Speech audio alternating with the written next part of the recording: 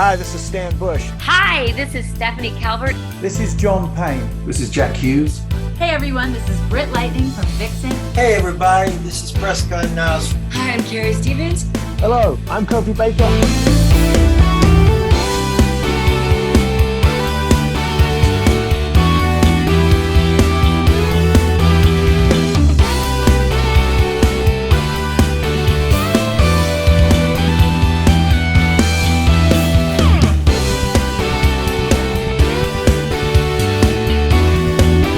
You're listening to Play That Rock and Roll.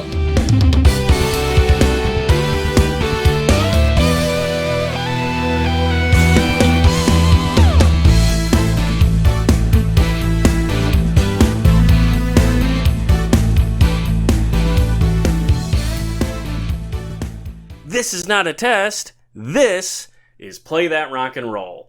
I'm your host, Joe Kay, and since we are kicking off the fall season, I thought it would be only appropriate that today's guest is Scott Shea, the author of All the Leaves Are Brown, How the Mamas and the Papas Came Together and Broke Apart. This is a fantastic music biography, and it's exactly the kind of project that I like to talk about on this channel.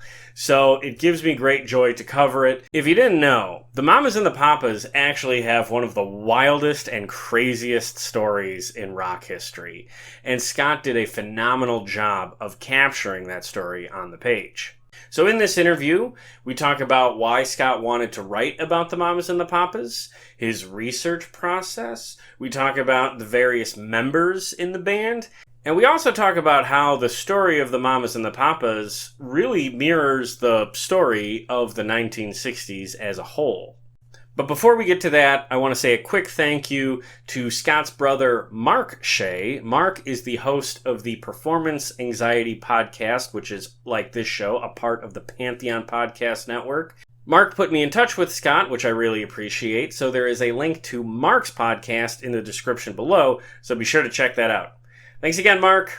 Now, if you'd like to learn more about Scott, you can check out his website, scottsheaauthor.com, and you can also find Scott as Scott Shea Author on Facebook, Instagram, and Twitter. And without further ado, here's my conversation with the author of All the Leaves Are Brown, How the Mamas and the Papas Came Together and Broke Apart, Scott Shea. All the leaves are brown, and the sky is gray.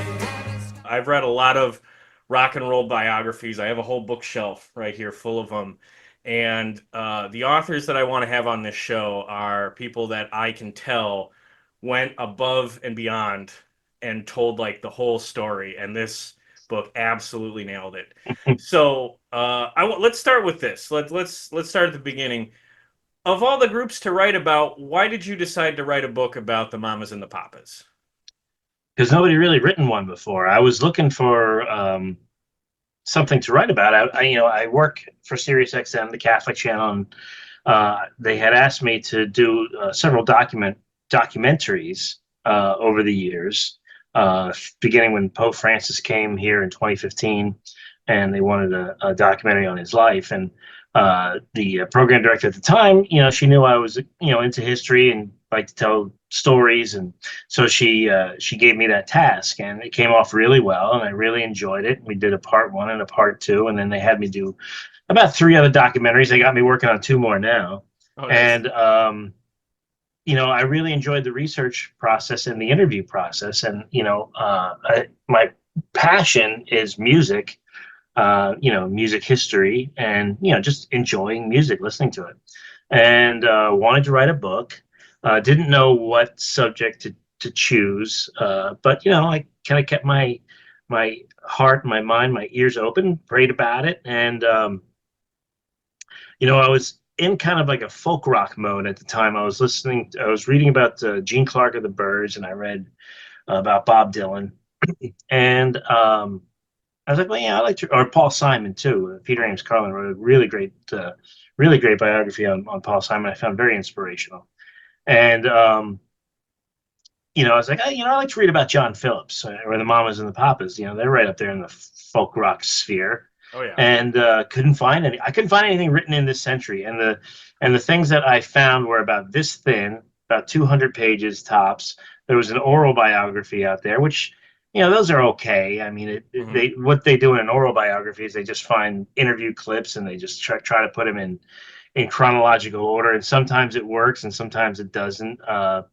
And I didn't find any of those really satisfying. John Phillips and Michelle Phillips both put out competing autobiographies in the 80s, but autobiographies are different from like deep dive biographies. And I especially unauthorized biographies, and I'm not saying this because I wrote an unauthorized biography, but unauthorized biographies are a little bit more enjoyable because you're not bound by the subject.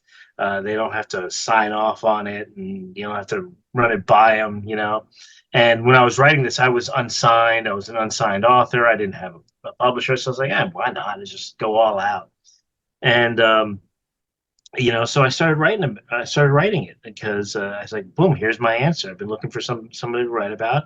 This is a great, and not only that, but it was kind of my tribute to the music of the 1960s and even the 1950s. Yeah, which I'm a big lover of. that Because comes that's through where really well, by the way. Yeah, and thanks. And that's really where it starts. It starts in the 1950s because they all grew up. I mean, John Phillips was a little bit older. He was born in 1935, so he was 21 years old when the rock and roll revolution started. A little bit old. Most 21-year-olds in 1956 weren't into the rock and roll scene, but all the other members of the band were. They were teenagers, high school students when that all came out, and it really allowed me to talk about the music industry from the early 50s with the Ames brothers and the Hi-Los and the Four Freshmen, through to the end of the start of rock and roll, the transition period, the folk boom, and then into the 1960s. Yeah, excellent. Yeah, that's one of the best things I would say about this book is that it's not just a band history. You get a lot of that music industry history as well, including something that I didn't know very much about that I'm going to ask you about a little bit later, the Monterey Pop Festival. Mm-hmm.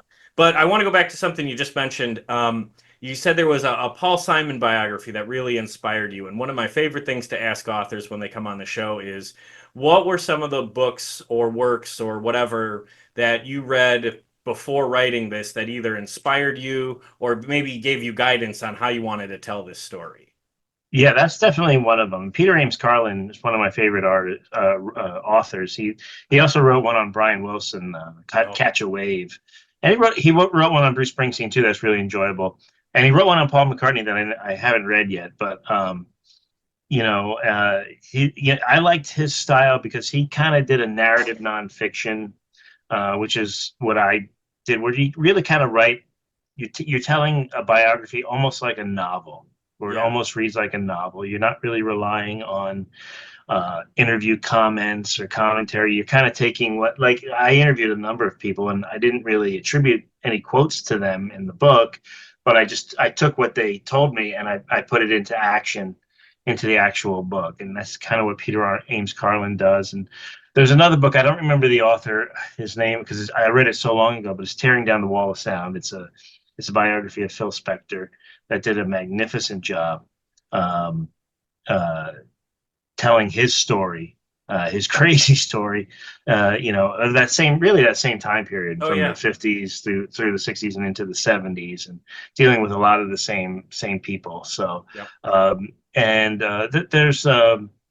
there are a few others. I'd have to look at my collection, but those are the two I remember most: the Paul Simon book, Homeward Bound, and Tearing Down the Wall of Sound. Very cool, very cool. On the note about what did you say? A narrative nonfiction or a nonfiction narrative? Narrative nonfiction.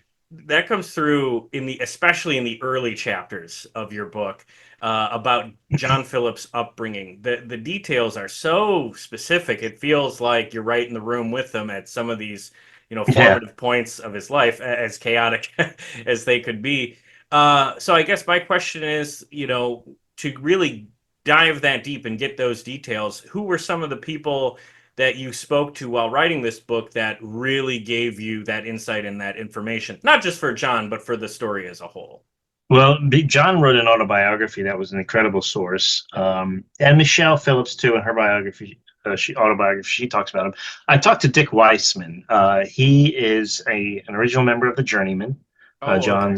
John's folk group from the pre-Mamas and Papas folk group. Still alive, still very lucid, and he is a walking John Phillips encyclopedia. He knows everything about the man. They were friends for 40 some years, played together a lot. He played on the song he wrote for Scott. Well, they were in the band together, he, John, and Scott McKenzie. And then when John wrote San Francisco, Be Sure to Wear Some Flowers in Your Hair, Dick played on it. So a bit of a Journeyman reunion. Them and a bunch of other musicians too. And Lou Adler just stacked mixes on top of mixes on top of mixes, so nobody knows who's playing what. But yeah, so Dick Weissman. It was funny because after the book came out, I sent Dick a copy, and he read it, and he loved it. He read it real quick too. He's a vociferous reader, and he's an incredibly prolific writer too. He's written about 1,000 books,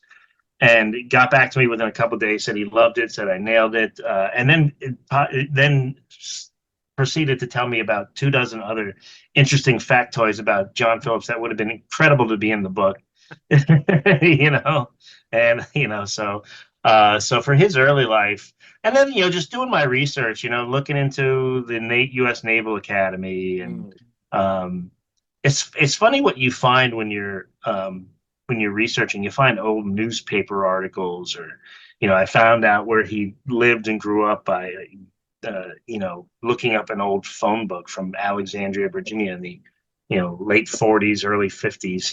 And it's funny because the address that the phone book gave me was different than the one that had kind of been common knowledge. I think it was off by a digit. So so I kind of take the phone book, and it's funny for the book. I don't even think I put the house number. I was like, the house number is irrelevant. Right. Let me just put the street. As long as people know the street. But it's funny. For my purpose, I will take the phone book as the gospel on that, because people over the years will forget it. Maybe it's that same house. Maybe they just changed the numbers. Sometimes that happens over the years. Weird things happen where they change stuff around. But yeah, you find, like right now I'm writing my second book about Waylon Jennings. Oh man! And can I get my pre-order in now? Sure. Let me have you talk to my publisher. Tell them how excited you are for. That kind of focuses on his developmental years, his first 15 years, from the time he played with Buddy Holly right up until when he exploded as the father of the 1974s of Outlaw Country. And I have found so many newspaper articles and press clippings of him.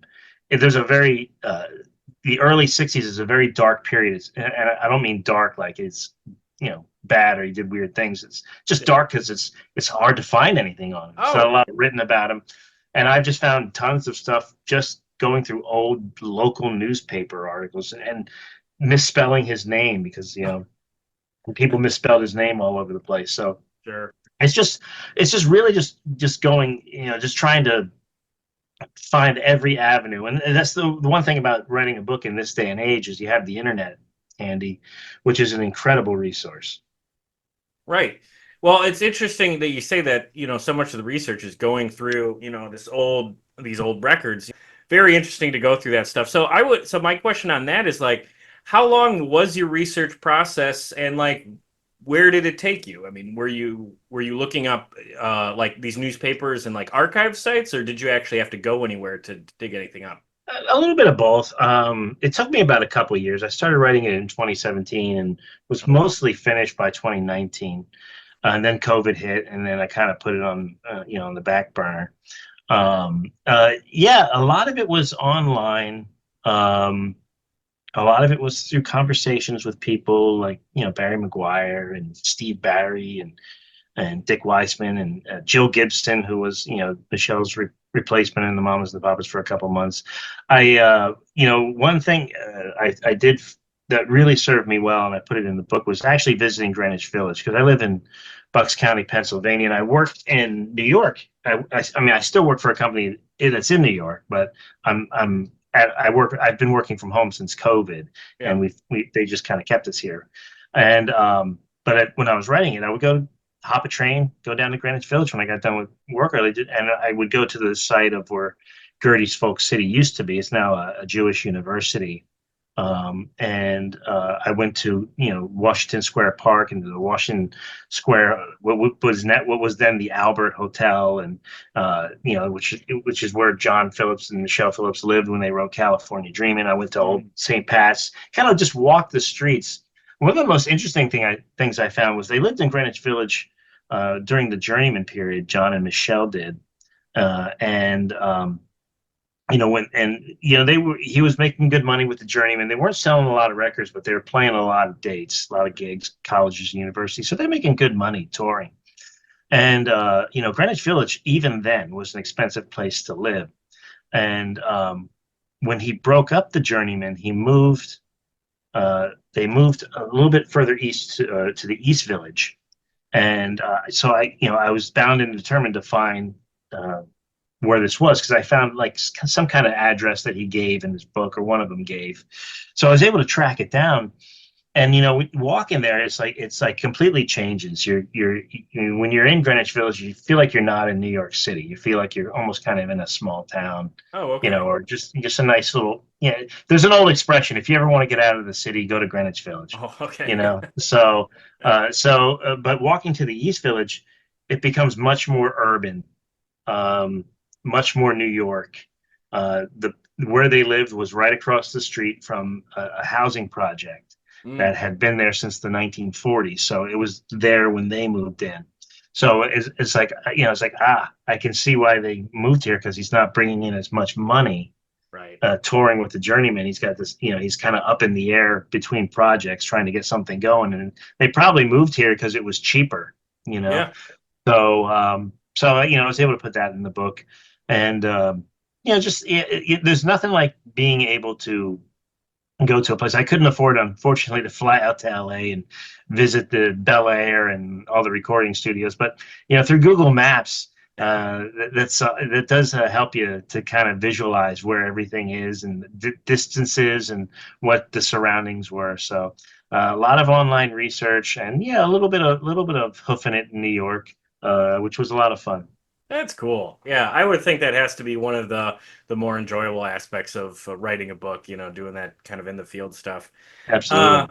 So, this band, of course, most people, know them as like one of the seminal hippie bands, of the 60s. Well, my question is given, what you know about them now, do you feel like they really embraced that moniker and being part of the hippie movement?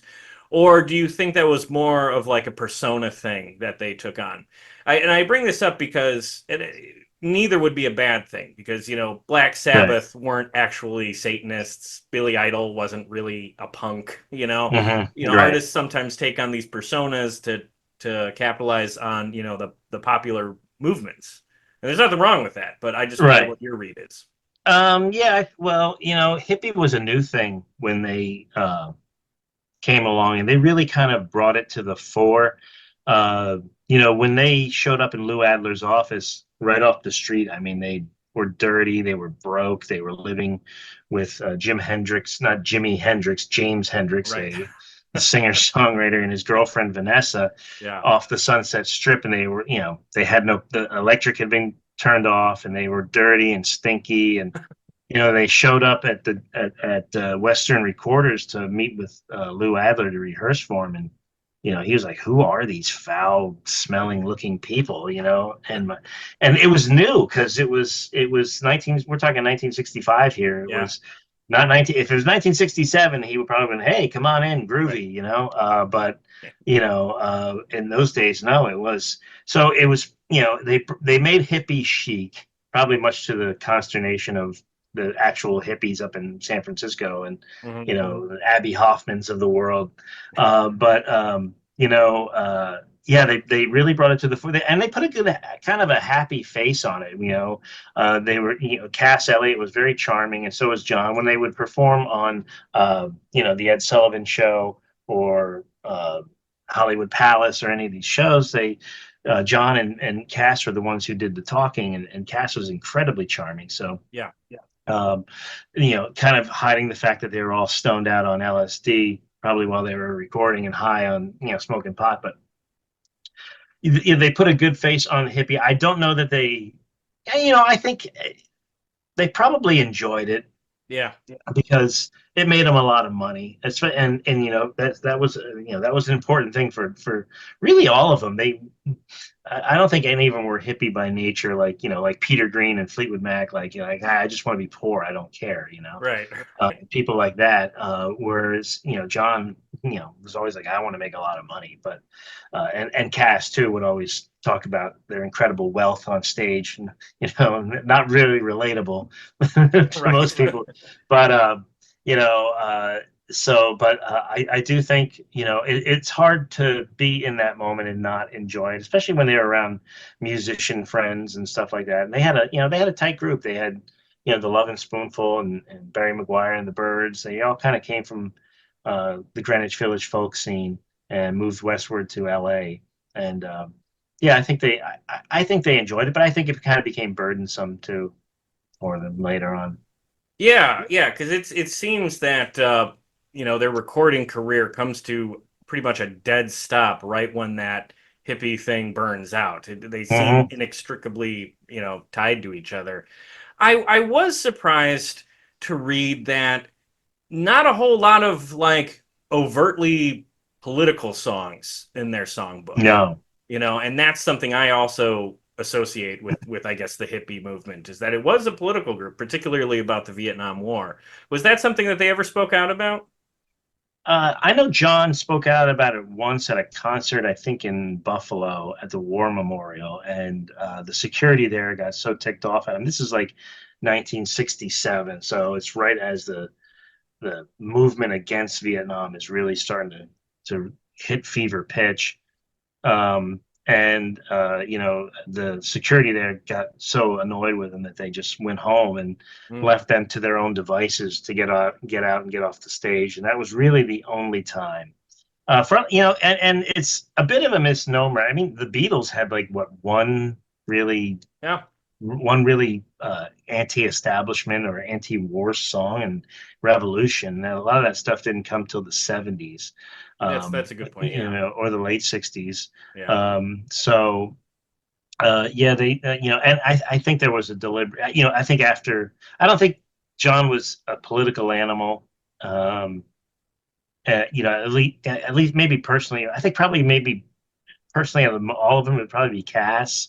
Yeah. But that's just me guessing. And a lot of that stuff would come later. The people in the 60s, they still weren't comfortable enough to get a lot of them, except for there were some groups that were completely political, but Sure. But really that was more of a 70s thing than the late 60s. Yeah, I think you're right. I think it really, as the war went on and on and on, it became like a I think the Rolling Stones were probably more outspoken politically than the Beatles were. Oh, I think so too. Yeah, definitely. Street Fighting Man, Gimme Shelter, and things like that. Oh yeah. Sympathy for the Devil. That's Mhm. that's great. Yeah, that's great stuff. But okay, let's drill in on the individuals in the group, and let's start with Cass Elliot, because she definitely seems like the breakout talent of the group. And I'll be honest, didn't know a whole lot about her before reading the book. I've known that her daughter has done a lot of work trying to keep her music, like on social media, introducing that to a new generation. Yeah. I was very surprised to read in the book that John didn't even want her in the band. Can you talk about why he was resistant to having her in the band and why they had so many conflicts through their whole run? Well, there's a couple reasons. John, after the Beatles came, John was, folk music really kind of got eviscerated. There was a big folk boom, and a lot of great talented people were playing folk music that would eventually become seminal rock and roll players like Stephen Stills and David Crosby and Neil Young and Peter Tork of the Monkees, and all these people, John Sebastian, and the British invasion really kind of wiped them all out because like I said before, those guys were all younger than John by 6-7 years, and when they had grown up with rock and roll and they loved it, and they kind of rock and roll kind of fell out of favor in the teen idol era for a lot of those guys. But then when the Beatles came, it got them all excited again, and they all dropped like I said in the book, they dropped their Martins and their Gibsons and picked up Rickenbackers and Gretches and things like that. And John loved folk music. He was in Greenwich Village right as it was getting started because he had been there with his group, the Smoothies. They were a singing quartet, kind of like the Ames brothers. Yeah, there's a whole history of that. But was at the forefront of the folk boom, and he was never a folk music lover, but he became one, and really wanted to make it work. And there were still some vestiges holding out there, like Peter, Paul, and Mary, and Richie Havens, and Donovan, and people like that. And he wanted to keep going on in that mold. And I think, when he reformed the Journeymen as the new Journeymen, it's like the new originals, when he reformed them, he wanted to do like a Peter, Paul, and Mary kind of thing. And Cass was Denny's friend. Like he introduced her to them, and John was the only person I think who didn't like Cass. Cass like kind of was one of those people who had a personality that just really rubbed everybody the right way. Yeah. She ingratiated herself to people very easily, always made them think like they were the most important person when she was talking to him. John just didn't feel it. He was just annoyed by her. He didn't like her. He didn't like her personality. Didn't like her weight. He had this image of, he had this beautiful wife in Michelle, and she was the Mary. Mary Travers, very beautiful woman. Yep. And he and Denny were Peter and Paul, and they wanted to get this thing going, and she just wanted to be part of it, but there wasn't room. It was a trio, but she persisted, and really when they moved to LA and reunited the four of them after being in the Virgin Islands for a number of months in 1965, in the summer of 1965, and they started going around to record auditions, and Cass would go with them, and they went to Nick Vanette's house, and Nick Vanette's a producer, has produced millions of things that we've heard of, most notably the Beach Boys. He was their first producer when they came to Capitol Records. And when he saw them, he's like, he loved the image of they just had this look. He had tall John and, short and squat Cass and beautiful Michelle and handsome Denny. And they just had this incredible, just diverse look about them. Yeah. That really kind of embodied the area. And Nick Vanette's a guy who, his fingers on the pulse. He's watching everything that's going on in the music business. And when he heard her, and then when he heard her sing with them, he's like, I don't want the three of you, I want the four of you. Yeah. And there's no way, I'm not interested in the three of you. She's got to be part of it. And I think when they got that reaction, and the guy they would audition for next would be Lou Adler, it was the same response. So at that point, she was just kind of crowbarred into the group, really against his wishes. But I think John, like, okay, well, she can sing well, and this is how we're going to get signed, and let's make the most of it. But I think that lingering resentment always kind of stood by, and I think it really reared its ugly head when she became kind of like the most popular member of the group. Okay, yeah. Yeah, I've watched a number of interviews with her on YouTube, after reading this book, and you're right, she comes across as very like a socialite, very fun to listen to, perfect fodder for like a talk show.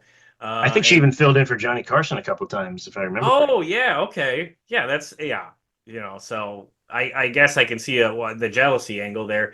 Do you think they would have had a chance at success at all if somehow they had proceeded on without her? I don't think so. She was that secret weapon. It's why they could never really do a proper reunion. Yeah. Even in the '80s, they brought in Spanky McFarlane from Spanky and Our Gang, who had a really great voice, real booming voice. Not dissimilar from Cass's, but it just wasn't the same. She was just incredibly versatile talent, and she was that key ingredient, almost like McGuinn's Rickenbacker in the Byrds, or John Bonham's drumming or Keith Moon's drumming. It's just, you can replace that. You just can't replace it, and you try. Led Zeppelin never tried. The Who certainly tried, and Right. they made some good records, but it just wasn't the same. It wasn't, Oh. it wasn't Keith Moon. But it's like trying to replace John Lennon. You can't. It's just nobody has that voice. John Lennon didn't have the greatest singing voice in the world, but he had a really great rock and roll sound. He had a really just an incredible sound that was just you could only have in rock and roll. I love John Lennon's voice, Oh yeah. and and Cass is the same thing. And like I said, they tried, never really. They recorded stuff that never really got released in their lifetime in the '80s as the new Mamas and Papas, whatever you want to call them. But eventually, they just kind of became an oldies group, doing the oldies circuit and playing state fairs and music fests and things like that. Yeah. But no, I don't think they, if they had just gone on without her, they would have kind of just sounded like another group. Yeah. Yeah. Reading the book, I was reminded of the song Creek Alley, which I knew was a thing. I knew that line, and no one's getting fat except Mama Cass. I knew Right. that it was out there, but I had forgotten about it when I had read the book. Rediscovering that and watching the videos of them playing it, and like 201, every show they're on, when they sing the song, the camera cuts right to a tight shot of her when she has to sing that line. And no one's getting fat except Mama Cass. It's jaw-dropping. It's humiliating, and it's like, my question is, why did Cass stick with them when John writes a lyric like that and they just hang her out to dry, it seems?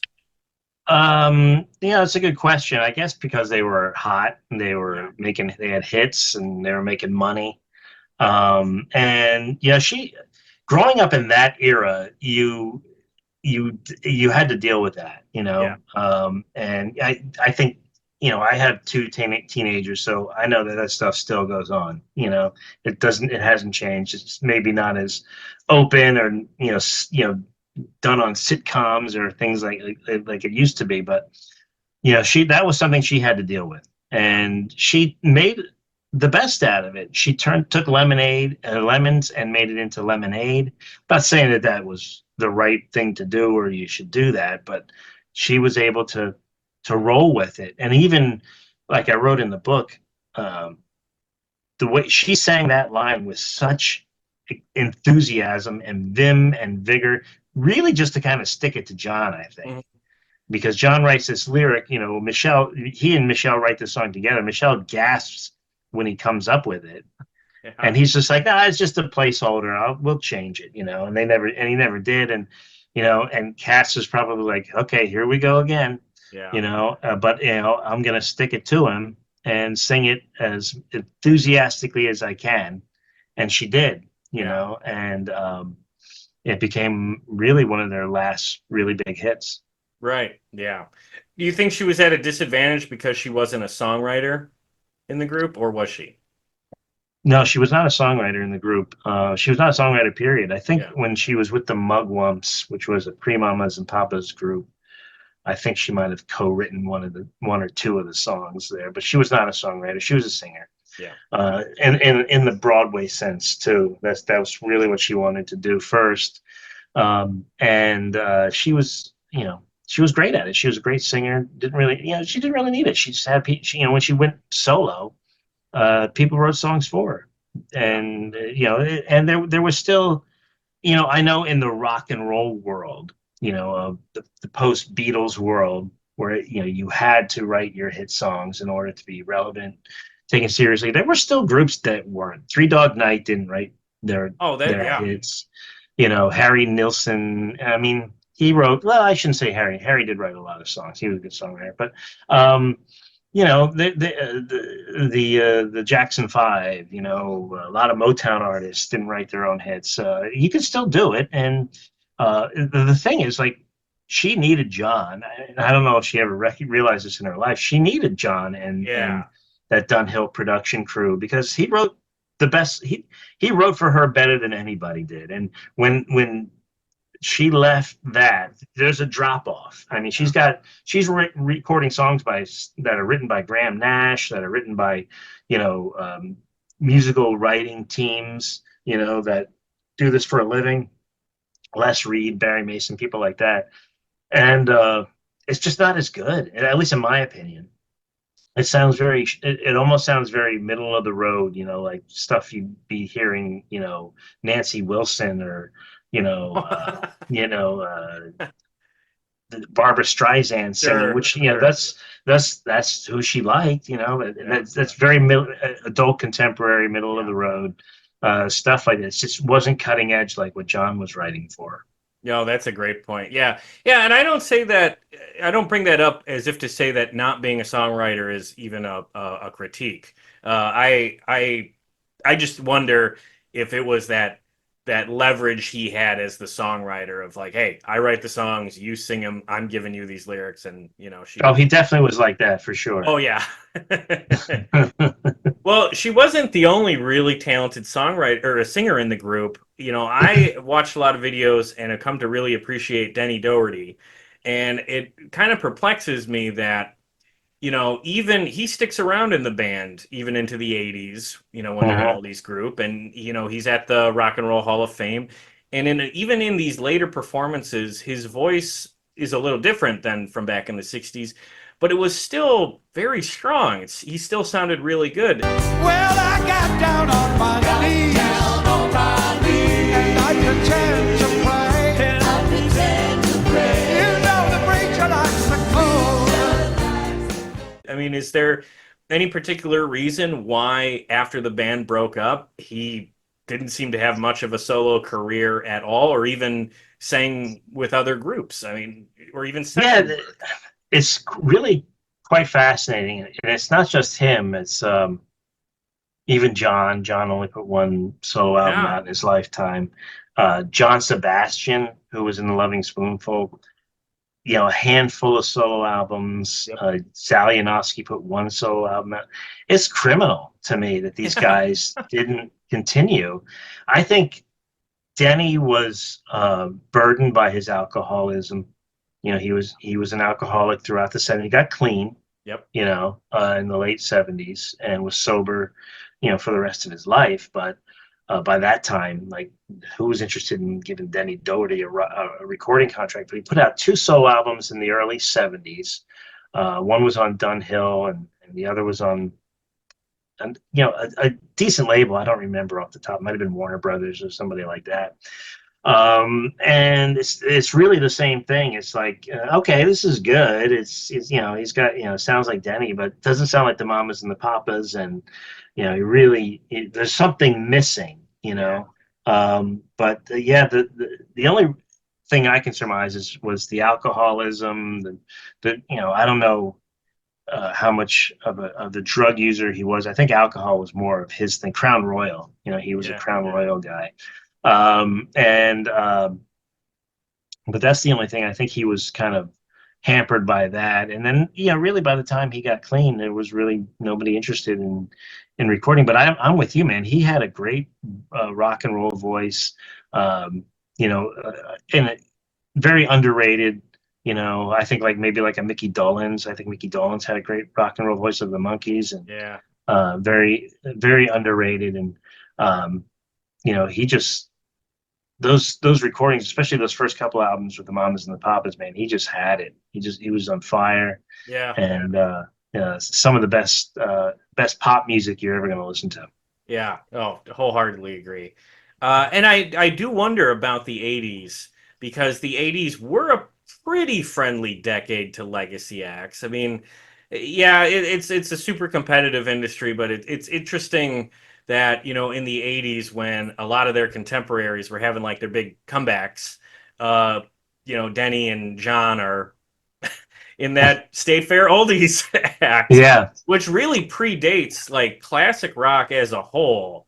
Kind of went into that route, like a decade later in the '90s and the Yeah. 2000s.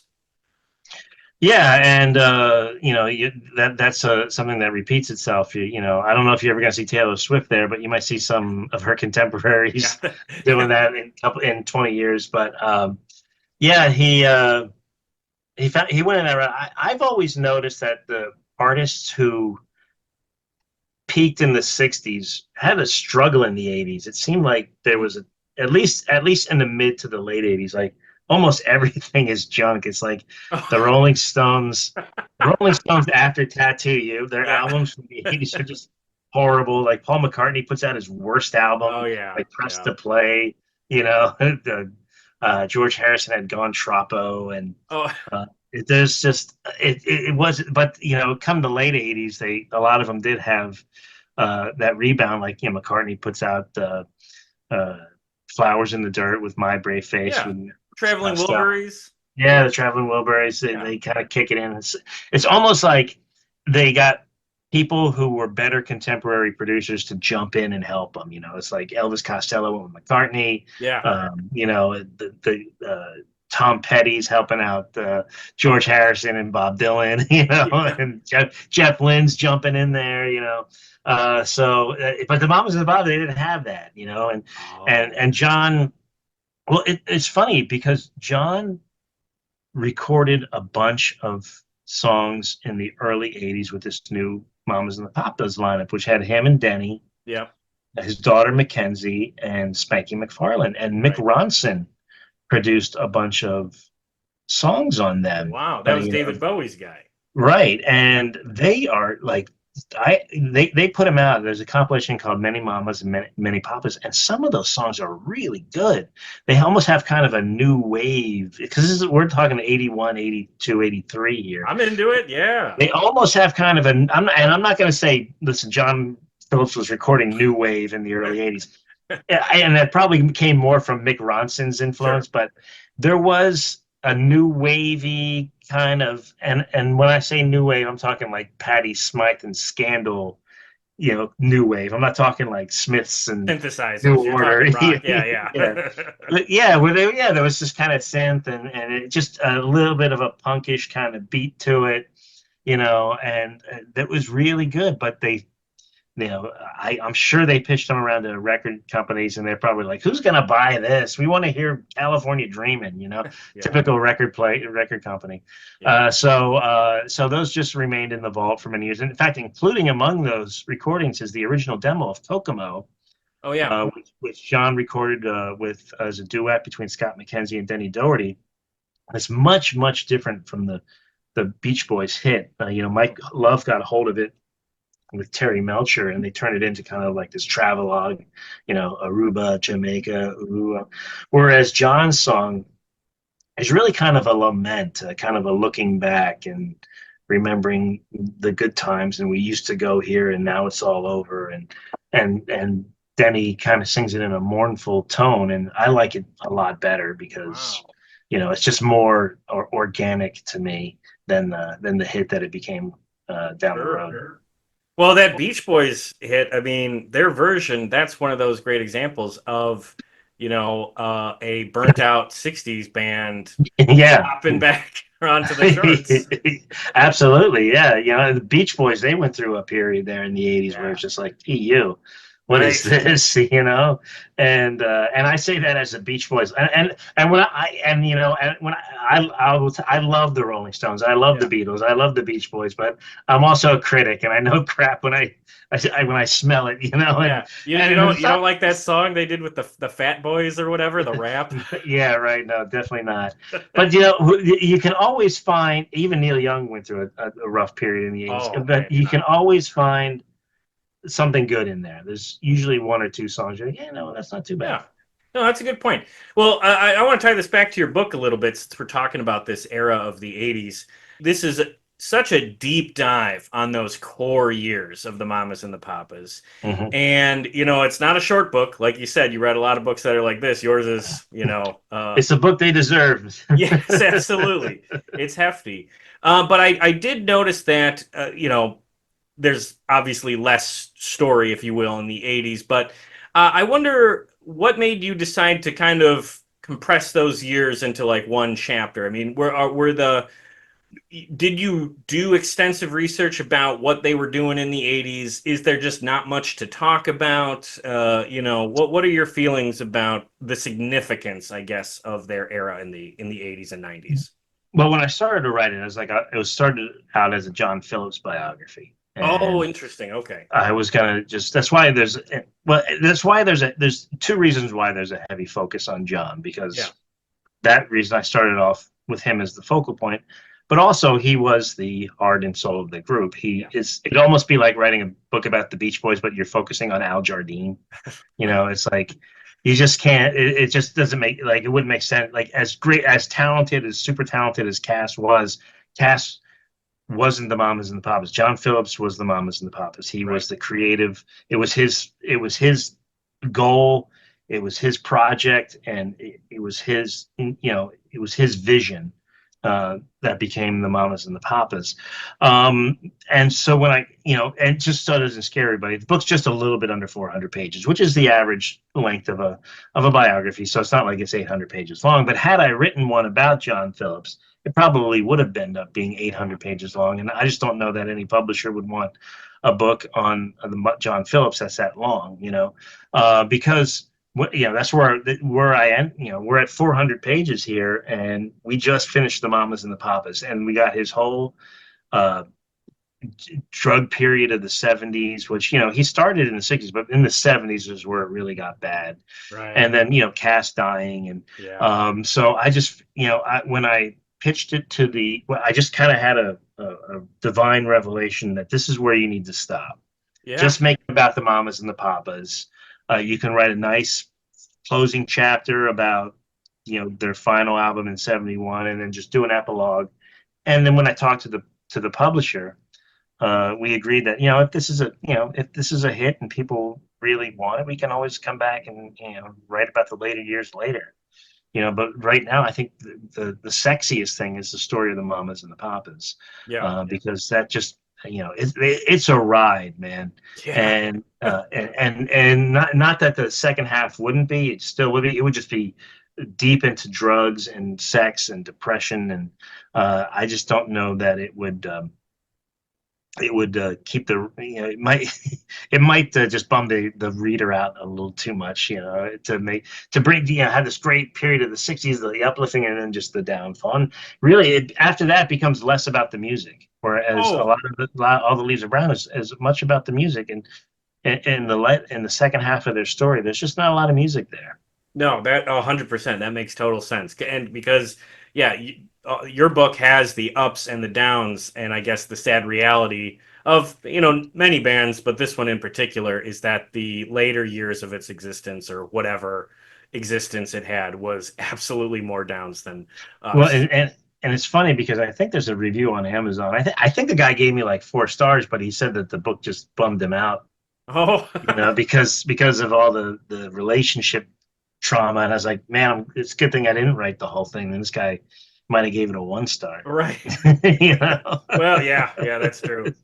Well, I didn't feel that way. I felt there's a lot of parts of this book that are very triumphant. And one of the subjects that I wanted to bring up that was really the Monterey Pop Festival. And to your credit, and this is one of the strongest points of the book, is that you really dive in to this festival. It's across like 3 chapters, and you give like a day by day, hour by hour breakdown of like what was going on. And in itself, with like, one of the members missing for a little while, it's a really captivating part of the story. So you don't have to give it all away, but like give us kind of an overview of like what makes that festival in particular so important to the story that warrants that amount of real estate in the book.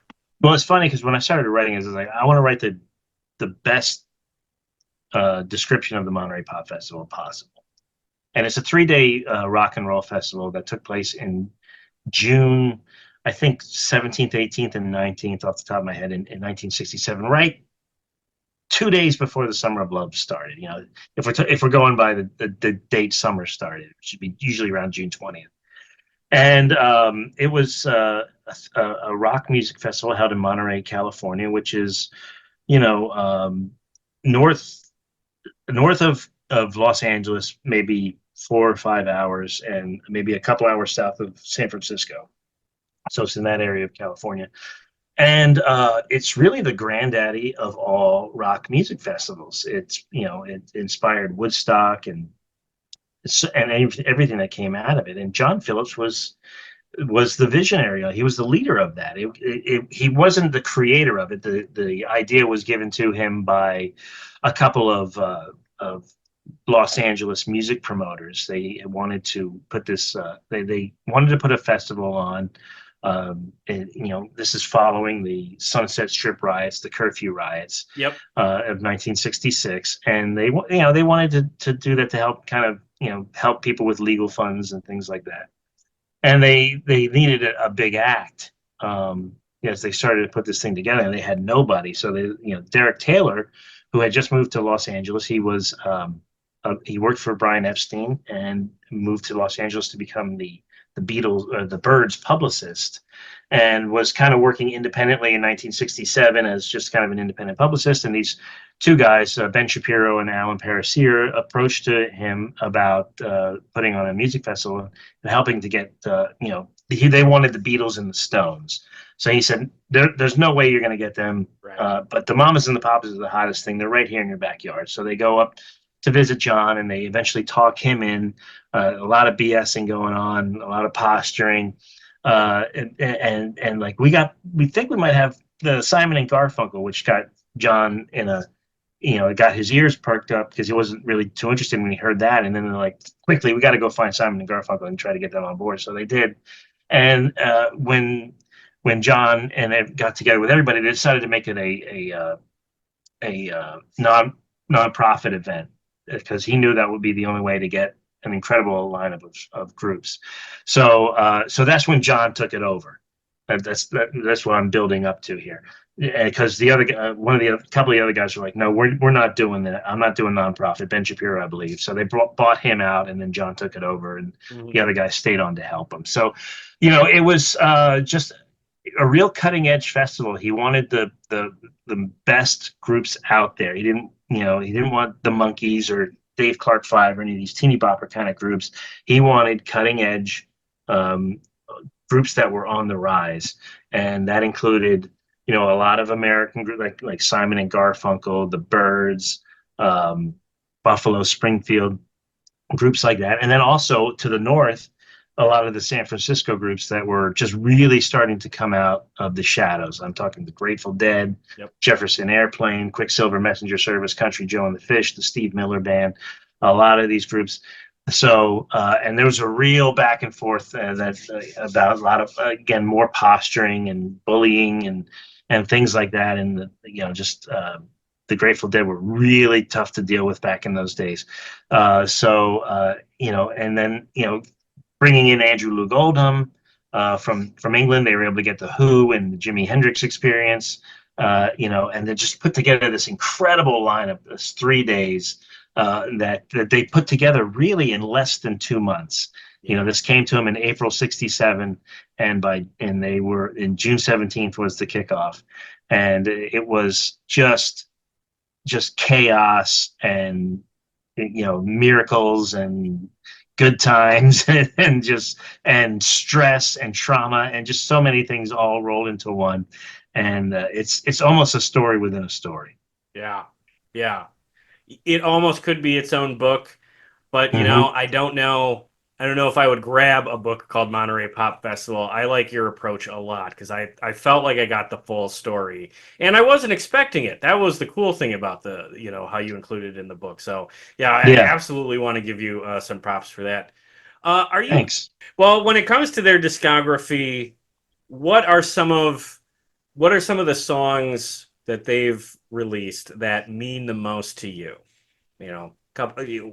obviously there's the big hits, but Hmm. what are the ones that you come back to? Well, yeah, you mentioned the big hits. I mean, California Dreaming is one of the greatest songs of the '60s. Really That's exactly how I would describe it. kind Absolutely. of embodies the whole year, even though it doesn't really address, directly things that happened in the '60s. There was a big movement westward, in the hippie era, and it was kind of the clarion call for that. And it was just a beautiful arrangement, beautiful intro, written by Phil Sloan, composed by Phil Sloan, P.F. Sloan, people know him as. So that song is incredibly close to me. The history, knowing that I really grew up not very far from where that was written. And their first album is that's their best album Yeah. from start to finish. Right Even here. even the if you can believe your eyes and your ears, which on all reissues you can see the dirty toilet. So Oh yeah. which Not was here. blocked out by the banner because we can't talk about these things. Right. Back in those days, nobody Yeah. had what's a toilet? What's that? Yeah. What do you, so, but that has so many great songs on it. The Monday Monday and California Dreaming, all the hits. And it's got some really good deep tracks like Do You Want to Dance and Yeah. their version of You Baby. Do You Want to Dance to me is such a beautiful arrangement of really a great late '50s R&B stomper by Bobby Freeman, which I love, which is featured prominently in a scene in American Graffiti that's one of the best scenes of the entire movie. So I urge your listeners to go check that out. And their second album too, which you have over there, I see, Yep. just called a great title, "The Mamas and the Papas." Yep. They have some really, and then the last album was "The Papas and the Mamas," some just really great titling there. Like it But took me a minute to even notice that. And then it yeah, was I just know. like, oh man, that's dumb. So yeah, and they had a name for it, which I can't remember off the top of my head. They had a couple the Mamas and the Papas one that was just called the Mamas and the Papas was originally titled "Crash On, Scream On, All Fall Down." Great Oh. title, Yeah, what the heck? and it was spelt weird. It was Okay. like it was and like it. You even go to old Billboard listings. They like the Mamas and the Papas' next album is going to be called "Crash On, Scream On, All Fall Down." And like suddenly somebody's like, "No, we'll just call it the Mamas and the Papas." Yeah. Okay, great. Yeah. And that's very wall of sounding. I mean, they both really are, but that one in particular, it almost because a lot of uh, I think that album was the recording sessions for that came off the heels of Pet Sounds. So a Mm. lot of the guys playing on Pet Sounds, Hal Blaine and Joe Osborne and Larry Bechtel and all these Wrecking Crew players are playing on that album, and it has a very similar feel to it, especially on songs like No Salt on Her Tail, and Words of Love, and so many other songs on it. But the Papas and the Mamas there was another alternate title for that too that was 10 times better. I can't remember what it was off the top of my head though. I'm sure some historians out there, Richard Campbell, could probably tell you what it was. Well, yeah, just about anything would have probably been a better Yeah, title. Two more questions before we get out of here. sure. One is someone I realize we really haven't talked about at all, and I feel a little silly about that because I don't want to give the impression that she's not important to the group. But Michelle Phillips, I feel, in the story of the band, kind of gets kind of a short end of the stick when it comes to like respect and acknowledgement. They put her out of the band for a little while, Hmm. and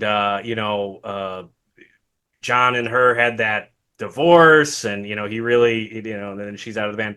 Uh, she's not a songwriter, and you acknowledge fairly early on in the book that she's not necessarily the strongest singer.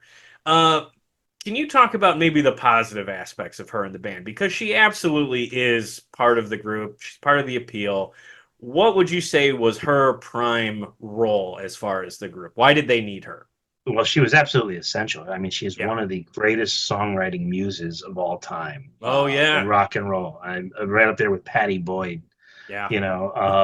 John wrote a lot of songs. Monday, Monday, Go Where You Want to Go, uh, Words of Love were all inspired by his rocky marriage to her.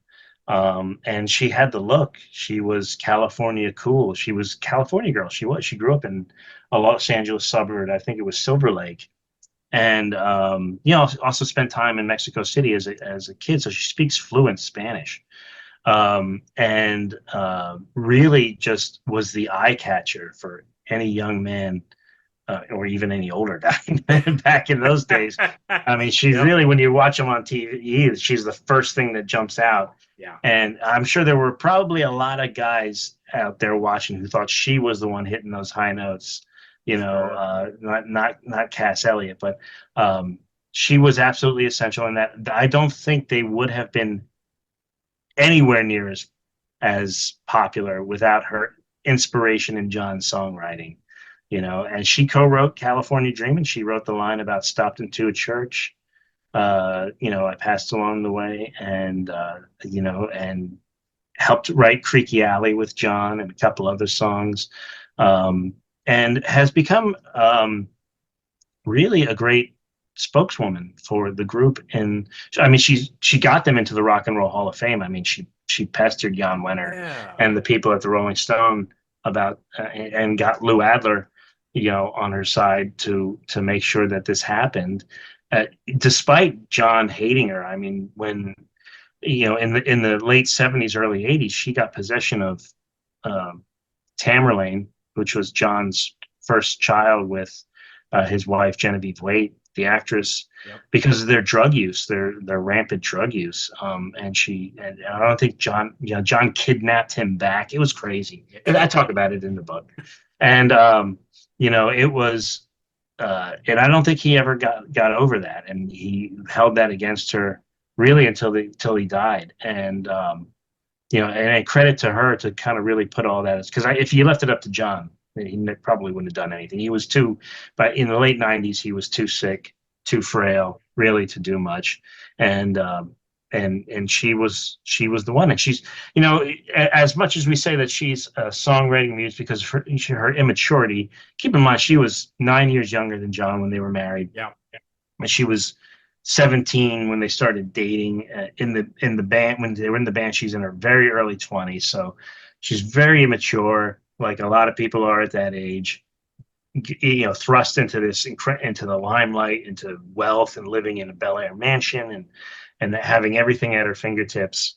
And as time wore on, and she matured, and she became an incredible spokeswoman for the group, and a matriarch, really, not only for the mamas and the papas, but for 60s music in general. And she had a great acting career. She was in a lot of great movies in the 70s and did a lot of TV in the 80s and early 90s, and she's pretty much retired. I think she pops up on China's podcast on YouTube every once in a while. You'll see her, but she's 80 years old now, and I think she's just enjoying what time she has left. Yeah, absolutely. I'm glad you said that thing about being a muse. We've talked with other people on this channel before that muses from this era have a place in rock history. Mm-hmm. And many of them were in the groups that we're talking about. So I agree with that point 100%. So my last question for you is kind of a big concept question here. We'll have some fun with this. How would you say that the story of the Mamas and the Papas mirrors the story of like the 60s or the 60s hippie movement as a whole? I mean, let's write an English paper. It is the 60s movement in a whole. I mean, it's all the good and the bad of it. I mean, social mores really changed in the late 60s, and the Mamas and the Papas were really